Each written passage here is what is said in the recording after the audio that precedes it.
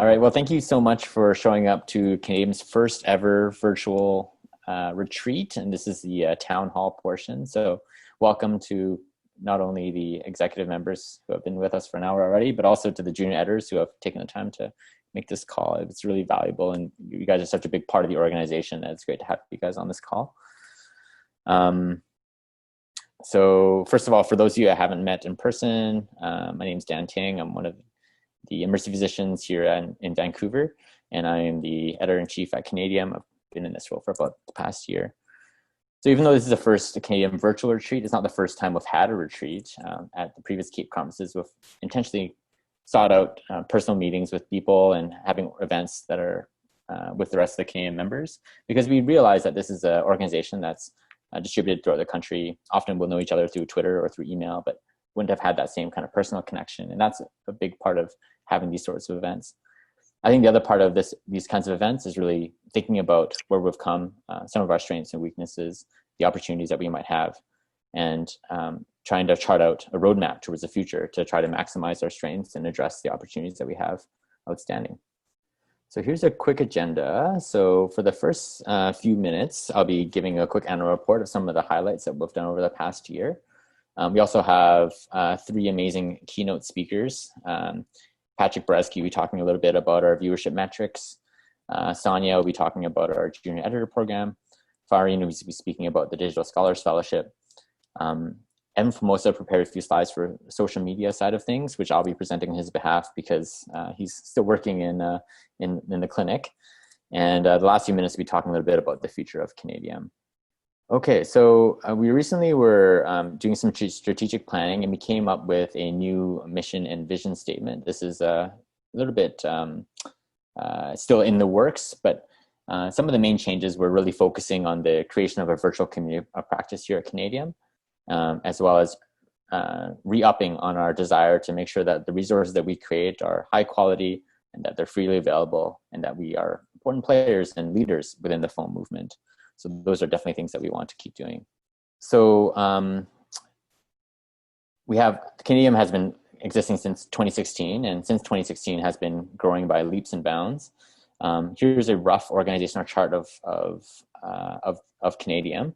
And what it shows here is that there's a number of independent teams that kind of work on their own projects and are overseen by their own section editors. And then finally, there are people in this more senior leadership roles that kind of oversee the rest of the blog. And so as I was alluding to before, there are a number of independent groups that work really, really well. We have our podcast team, we have our infographic team. One team that I wanted to highlight on this slide is our QI team. The High Quips team has, I think, really carved out its own niche under the leadership of Ahmed Taher. And I think this is an area that there's not very much in other parts of foam, and has really helped to make CanadiEM unique. And I just really like their content, and they produce some really good stuff. So that's definitely something that I think, as editor-in-chief, I'm very proud of for our blog, and I'm excited to see what the next steps is for that specific section of our website. Another huge part, again, going back to our mission vision, is kind of the development of trainees across the country. So we'll be talking more about this in both Sonia as well as in Farin's talks.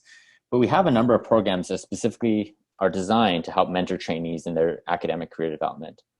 So when people submit a blog post, it's not just them submitting a blog post and us publishing it, but there's also like an expert peer review process that helps coach people in the academic scholarship process, helps to provide them with a positive experience with peer review, and helps to improve the quality of their blog. The junior editor program, again, Sonia is going to speak a little bit more to this, but this is an opportunity for junior residents and medical students to get involved in our blog and take on more skills and development of skills that are applicable to creation of foam resources.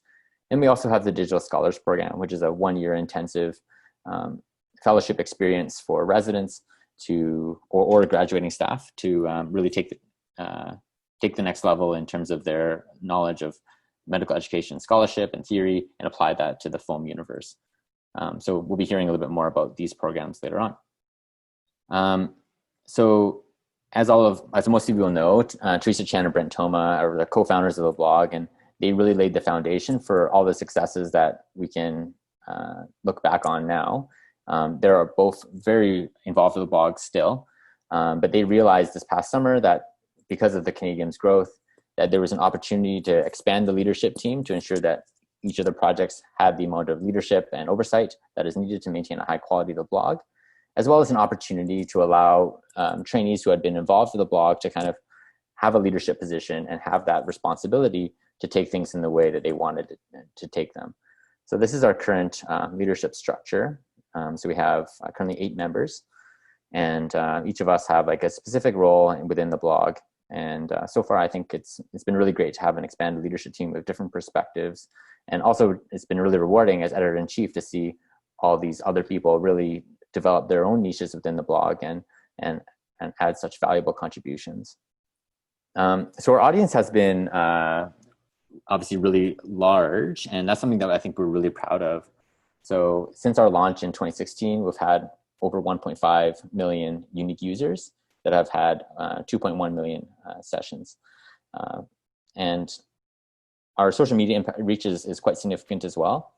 So Twitter, obviously being such a big platform for Foam, has our most followers. We're almost at 11,000 followers. But Facebook and Instagram have also accumulated a number of followers as well. Within the social media index, which is a ranking that rates different Foam sites based on their impact and reach, we're ranked number 8 in the world, which is, I think, very impressive, for especially considering how young CanadiEM is. And then our most recent effort in trying to increase our audience has been our newsletter. So this is a newsletter that comes out every week and helps to highlight some key posts that have come up over the last little while on our blog. And we're already up to 350 subscribers. So this is a project that was headed up by Kevin Dong, and Edward Feng and a few other junior editors are also very involved. So if you're listening to this or watching this and you also want to hear about the newsletter, you can easily sign up on the website. Another key to our success, especially over this past year, has been our esteemed collaborators. So by partnering with some of these organizations, I think it's helped to create a unique identity for CanadiEM, as well as also lending some of the expertise of these organizations and some of the organizational clout that comes from these big organizations. So I think one thing that I'd like to highlight from this past year is the work that's been done by our infographic team that's headed by Alvin Chin. The infographics team has really, I think, helped raise the reputation for CanadiEM in terms of producing some of the best infographics on the market, if not the best. And so one of the things that we're really proud of is the partnership with the AHA and the Heart and Stroke Foundation. And so over the past few months, we've been working with them to develop infographics for some of the highest impact guideline updates that'll be coming in November 2020. So definitely stay tuned for those. I've had the chance to see some of the drafts that are currently being worked through, and they're really exciting and they're visually appealing and they look really great. So stay tuned for that. Another area that's kind of really been developing over the past couple of years is the ability of our site and the work that we're doing to kind of back translate into formal traditional journal publications. And so you can see on this slide here, there's a number of CAPE abstract presentations as well as formal publications that our groups have been able to obtain. And from personal experience, I can say that being involved in these groups is just a really cool experience, being able to work with people across the country, share their expertise, learn from each other, and kind of source expertise that you might not have at your local site. So one publication that I'll highlight is a rapid review that we did for foam resources, where we did a systematic search of all the quality appraisal techniques for foam content. We rated the quality of the evidence, and then we provided recommendations for clinicians as to which of these scores were best to use. There are many different opportunities as well. So if you're working on CanadiEM right now on some specific project and you feel that there's a gap within the literature, or you want to take it to the next level by presenting at a CAPE or taking it into a publication form, then definitely reach out, as there's lots of expertise and opportunity to do so. And then finally, one thing that came up in our retreat, the leadership retreat just this past hour, was how that CanadiEM has really started to carve out an identity in terms of taking a systematic approach to content. So for a long time, we've had this with Crackcast, which covers all the chapters in Rosen's. It's now up to, I think, 217 episodes with millions of downloads. And Clerkcast is another project that started up recently that tries to cover core content for emergency or medical students in their clinical years. Another huge project that I wanted to highlight is the CanadiEM Frontline Primer that was headed up by Teresa Chan. And so the Frontline Primer was designed during the pandemic to help present basic topics for people who were asked to redeploy to the emergency department. And so there's a number of different, the amount of work that went into this was actually quite enormous. and has resulted in this really great resource.